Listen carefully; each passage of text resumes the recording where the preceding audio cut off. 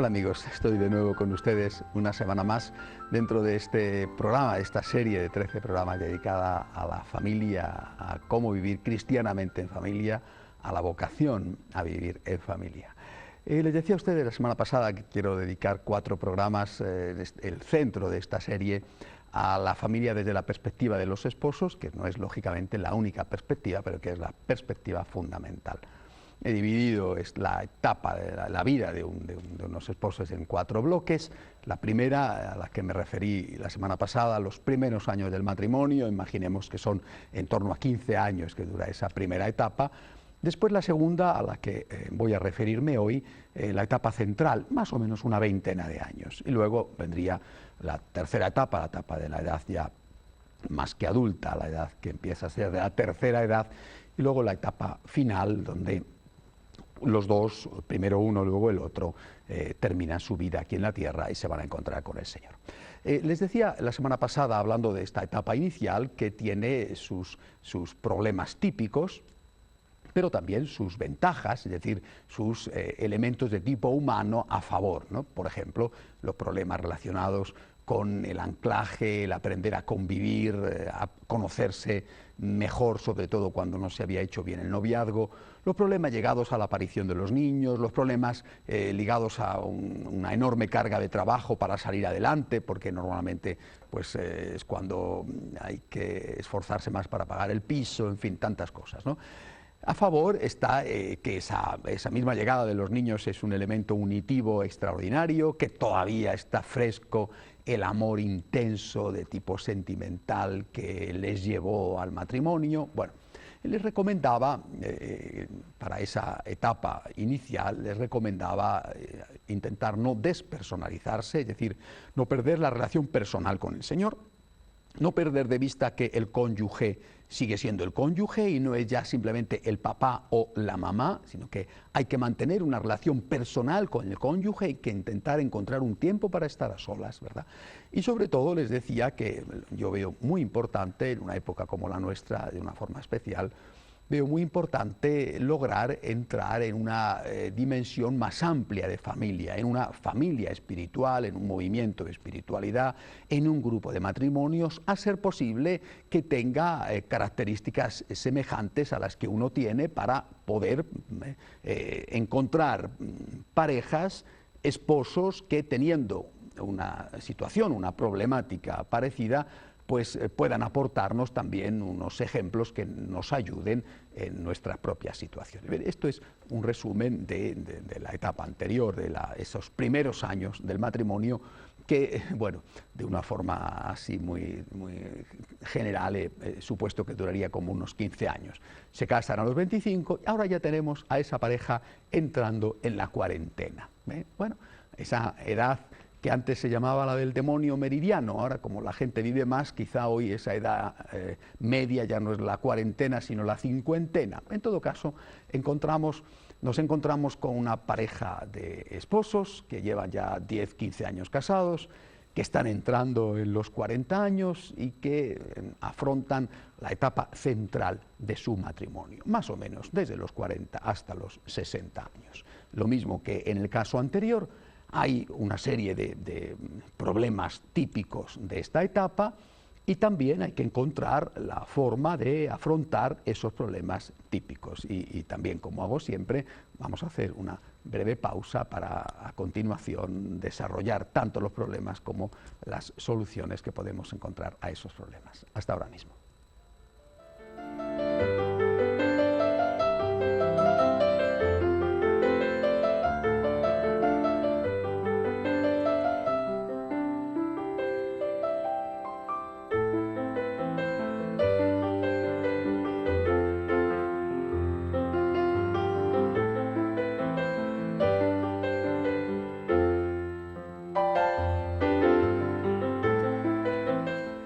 Bien amigos, ¿cuáles serían los problemas típicos de esta etapa central de la vida matrimonial? Yo creo que, y siempre resumo, ¿verdad? Y me dirá alguno que no tengo ni idea de qué estoy hablando porque no estoy casado, pero bueno, al menos como he dicho ya varias veces, en función de la experiencia que tengo como sacerdote, como consejero matrimonial, puedo decir que yo creo que esos problemas son esencialmente de 2 tipos.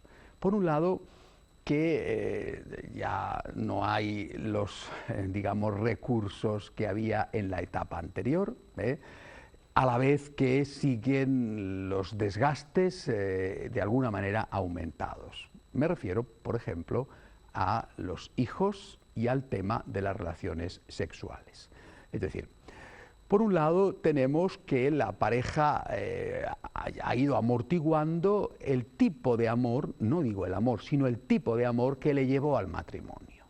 El sentimiento es menor, aunque pueda ser mayor el sentimiento desde otra perspectiva. En todo caso, es un amor diferente. Probablemente, si las cosas se han hecho bien, este sea un amor más intenso, más puro, más verdadero, incluso más fuerte. Pero en todo caso, no cabe duda de que después de 15 años, 20 años, 30 años de casado, ya no es el mismo tipo de amor que había en el noviazgo. Bueno, esto es una realidad. Podrá ser mejor, pero no es el mismo. Y luego, por otro lado, pues cuando llegan los niños, como he dicho antes, bueno, pues es muy bonito, es un elemento unitivo, fantástico, bueno, pero cuando los niños han dejado de ser niños y empiezan a ser adolescentes, por ejemplo, la situación es muy distinta. El niño te da un tipo de problema, por ejemplo, las noches sin dormir o la preocupación si se ha puesto malito y los niños son enormemente frágiles y se pueden ir de un momento a otro. Bueno, los problemas que dan los niños, que no digo que sean problemas pequeños, son insignificantes, por lo menos en general, con los problemas que dan los adolescentes y con los problemas que dan los jóvenes. En esta etapa central de la vida de la pareja ya no son niños, ya llevan 15 años casados, puede ser que si tienen varios hijos tengan ahora todavía algún niño pequeño, porque lógicamente han tenido varios, los últimos están todavía en la infancia. Pero los primeros ya están en plena adolescencia y los adolescentes son enormemente difíciles. Hay adolescentes extraordinarios, pero lo normal es que los adolescentes sean muy difíciles y que los padres con hijos adolescentes se vean sometidos a una carga extra que les provoca no pocas tensiones y que a veces les lleva al enfrentamiento entre ellos. Esto es un elemento. El otro, como he dicho, se ha producido una modificación también en las relaciones sexuales. No es que el hombre o la mujer, cuando llevan 20 años de casados, 25 años de casados, ya no tienen un apetito sexual. Pero, repito, no es lo mismo que cuando estaban de novios o cuando estaban de recién casados. Y en esto hay que decir que generalmente, y salvo todas las excepciones, que seguramente son muchísimas, ¿verdad? Generalmente este cambio en la apetencia sexual es diferente en ella que en ellos. En ellos, a lo mejor en el marido puede seguir siendo el instinto sexual muy poderoso y en ellas, en muchos casos, esto se ha amortiguado y sin necesidad de que haya llegado ya la menopausia. Estos dos elementos van a caracterizar esta etapa central de la vida del matrimonio y la van a condicionar.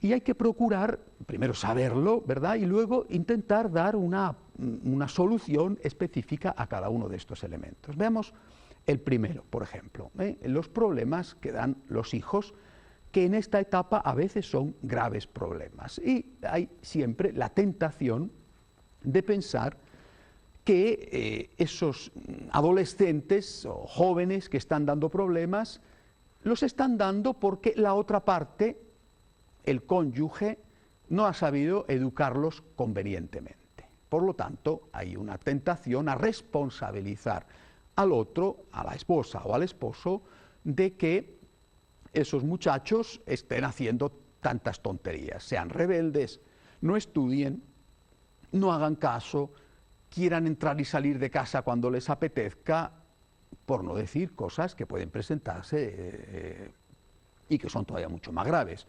La droga, el alcohol, en algún caso incluso la delincuencia. Por lo tanto, delante de ese problema nuevo que aparece, que no tiene por qué ser necesariamente gravísimo, pero que ciertamente es un problema, que es la entrada de los hijos en la adolescencia y en la juventud, delante de eso existe la tentación de culpar al otro de lo que pasa. La culpa es tuya. A veces incluso se cae en alguna trampa lingüística, ¿no? Cuando el muchacho hace una cosa buena, dice, es mi hijo. Cuando la hace mala, se dice, es tu hijo, ¿no? Bueno, no. En cualquier caso, es nuestro hijo.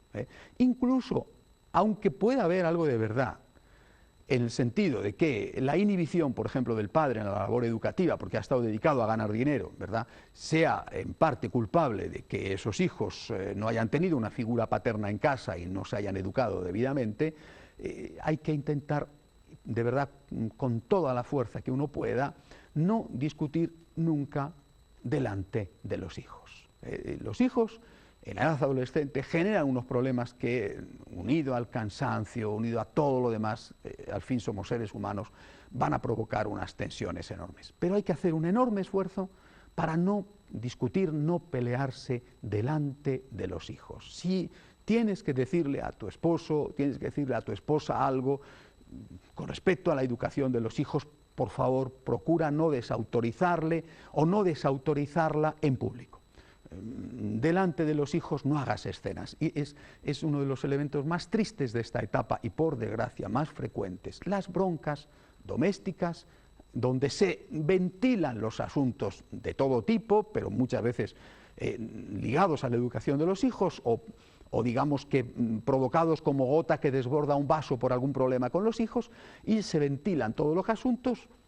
Ahí, delante de todos, se grita, se dice cosas que uno pues después se arrepiente de haberlas dicho, pero ya quedan dichas.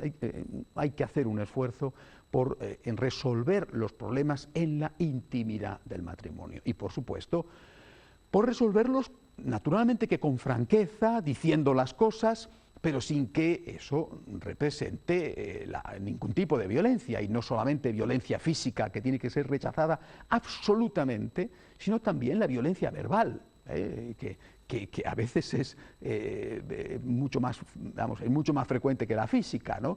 Y que también es muy dañina. A veces no es violencia verbal, sino, por ejemplo, silencio, ¿no? Yo sé de casos, muchos, en que me vienen y dicen, no, estoy enfadada con mi marido, llevo 3 días sin hablarle, ¿no? O al revés, mi marido está enfadado conmigo, lleva 3 días sin hablarme. Bueno, pero esto, por lo menos desde la perspectiva de una familia cristiana, esto no puede aceptarse, no puede hacerse. Por tanto, primera cosa, los problemas que dan los hijos, hay que intentar resolverlos de una forma pacífica, hablando y no gritando, y haciéndolo entre los esposos y sin inmiscuir en ellos a los hijos, porque eso no solamente desacredita a los cónyuges, a los dos, sino que ejerce una labor muy deseducativa, muy perniciosa en la educación de los hijos. Y luego estaría el otro tema al que me he referido antes, el tema de las relaciones sexuales. Hay un problema al que no me referí en el programa anterior, que es el problema de la castidad conyugal. Sí que hablé de la castidad en el noviazgo, pero no he hablado de la castidad conyugal. Y la castidad conyugal tiene varios aspectos, imposible en pocos minutos afrontarlos todos. Pero sí quiero fijarme en 2. Por un lado, la castidad conyugal existe. Es decir, también en el matrimonio hay que vivir la castidad. No se puede hacer lo que uno quiera. Y eso significa, y forma parte de lo que uno se ha comprometido cuando se ha casado por la Iglesia, que hay que estar abiertos a los hijos.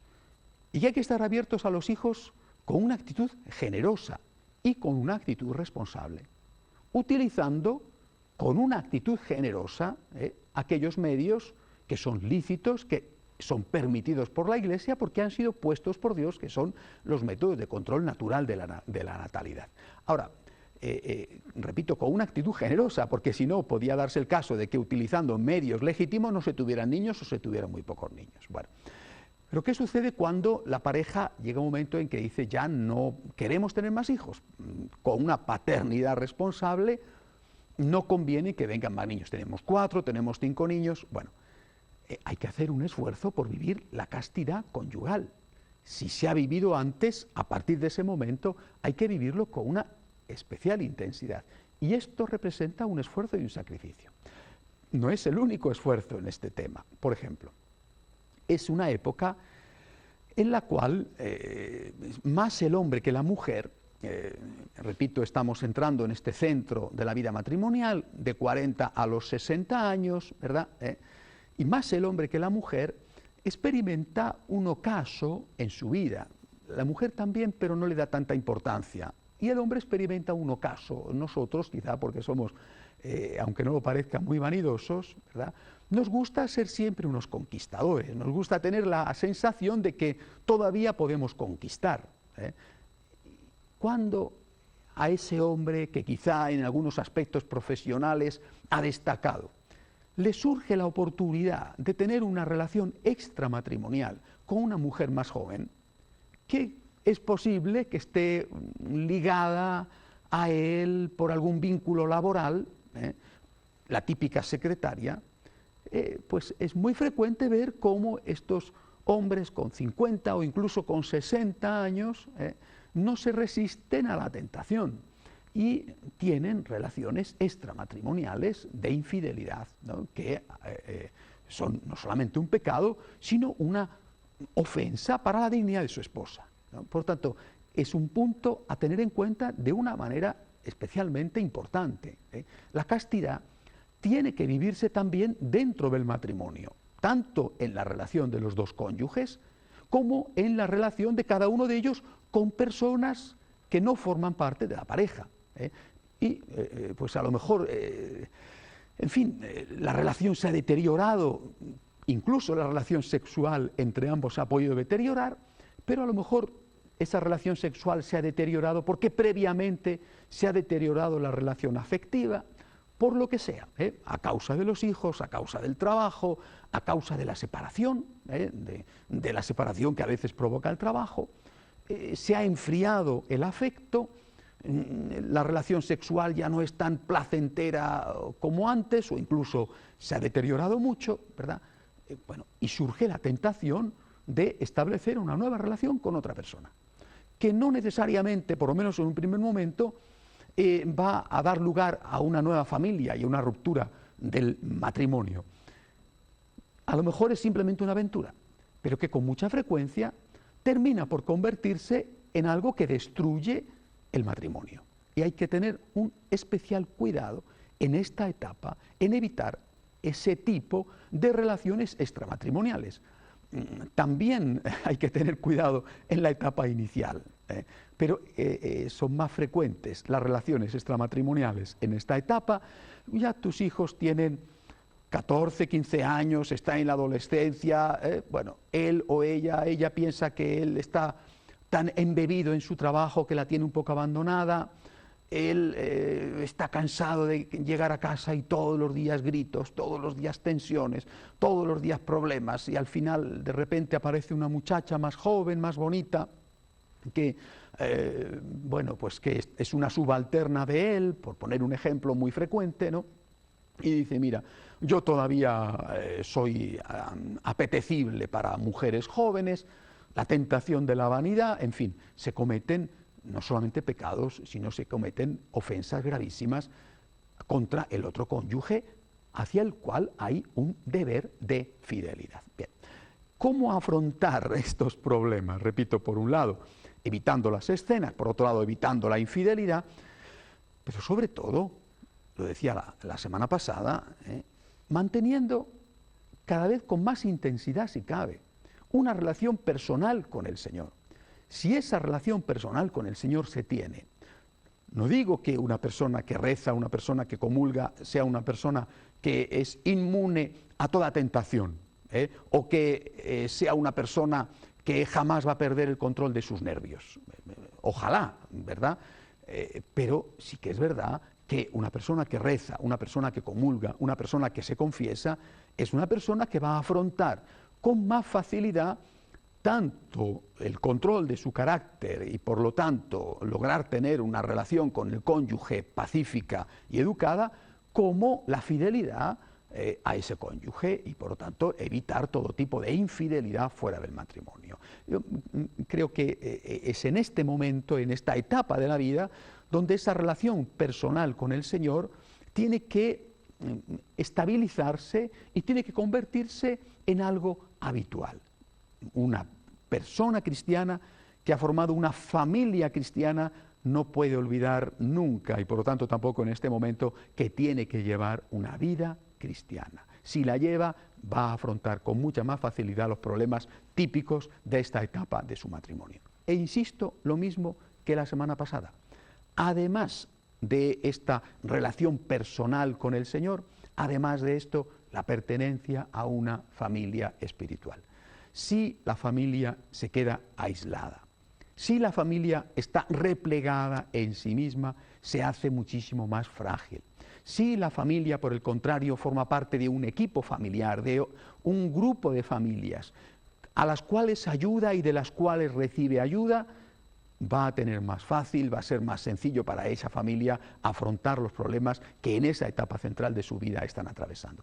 Un momento de pausa, como siempre, y enseguida vuelvo para terminar este capítulo.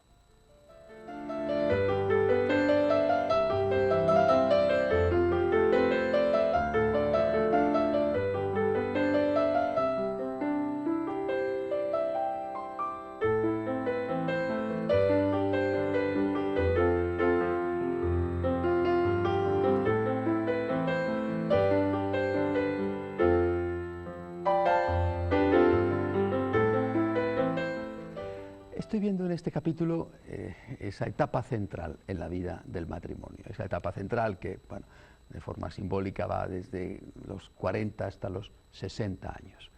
Esa etapa en la cual lo que no se haya hecho ya no se va a hacer. A continuación será, salvo excepciones, simplemente mantener lo que ya se tenga. Por eso es importante en ese momento, invito a los esposos, sobre todo a los que me están viendo, ¿verdad? Invito a que hagan esto que les voy a decir, un alto en el camino. ¿Cuál era el objetivo de la familia cristiana? ¿Cuáles eran las notas características de la familia cristiana? Hay que plantearse si se están cumpliendo. Y hay que plantearse también con qué recursos se contaba y si se está acudiendo a esos recursos. Por ejemplo, esa familia cristiana tenía que ser una familia donde hubiera amor humano y amor cristiano. El amor humano estaba caracterizado por el esfuerzo por no hacer el mal. No le hagas al otro lo que no te gustaría que te hicieran a ti. Y el amor cristiano estaba caracterizado por el esfuerzo por hacer el bien y vivir los 7 puntos típicos del amor cristiano, entre ellos perdonar y pedir perdón, ponerse en el lugar del otro, y sobre todo hacer las cosas por un amor religioso, por Cristo. Esa familia tenía que ser una familia unida, pero también una familia que respetara las legítimas diferencias. Tenía que ser una familia abierta al resto de los miembros de la familia, los abuelos, pero también a otras familias, a la vez que esa apertura no era una anarquía. Tenía que ser una familia generosa, una familia que tuviera en cuenta otras necesidades, otros problemas, pero con equilibrio, no una generosidad que pusiera en precario la situación familiar. Tenía que ser una familia evangelizada por la presencia del Señor en medio de ellos debido al amor recíproco, y evangelizadora, una familia que fuera realmente una iglesia doméstica, un testimonio de cómo se aman los cristianos. Si estos fueron los puntos, o deberían de haber sido los puntos, que esa pareja tuvo en cuenta cuando, siendo novios, decidieron casarse, que tuvieron presentes en esos primeros años de la vida matrimonial, en los cuales, como decía, el tiempo parece escasísimo, no te cunde nada, tienes que trabajar tanto fuera de casa, los niños dan unos problemas que no te imaginabas. Bueno, ahora ya estás más sereno. Es verdad que no tienes la fuerza ni la intensidad del amor primero, sobre todo algunos aspectos, ¿verdad? Es verdad que aparecen otras dificultades, como por ejemplo las que aportan los adolescentes, pero tienes a tu favor que eres una persona que has entrado en la edad madura, se supone por lo menos, ¿verdad? Porque por los años ya tendrías que haber entrado, y ahora tienes que plantearte, ¿qué familia estoy haciendo? ¿Qué familia quiero hacer? Vamos a buscar la ayuda de Dios para conseguir esa familia, ese tipo, ese modelo de familia. ¿Dónde conseguir esa ayuda de Dios? En Dios. Reza más, reza más. confiésate más, comulga más. En Dios, en la Iglesia, insisto una vez más, en la Iglesia a través de las familias espirituales. Hoy ya no es suficiente con la misa del domingo. Es demasiado desgastador, es demasiado difícil el ambiente que vivimos. Es demasiado duro tener que trabajar tanto como trabajamos, llegar a casa, encontrarte con unos problemas con los hijos que no se han encontrado nuestros mayores porque el sentido de la obediencia era muchísimo mayor antes que ahora. Es demasiado difícil todo eso como para afrontarlo a solas. Déjate ayudar por Dios y por la Iglesia.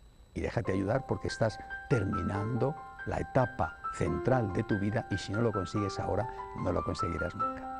Hasta la semana que viene, si Dios quiere.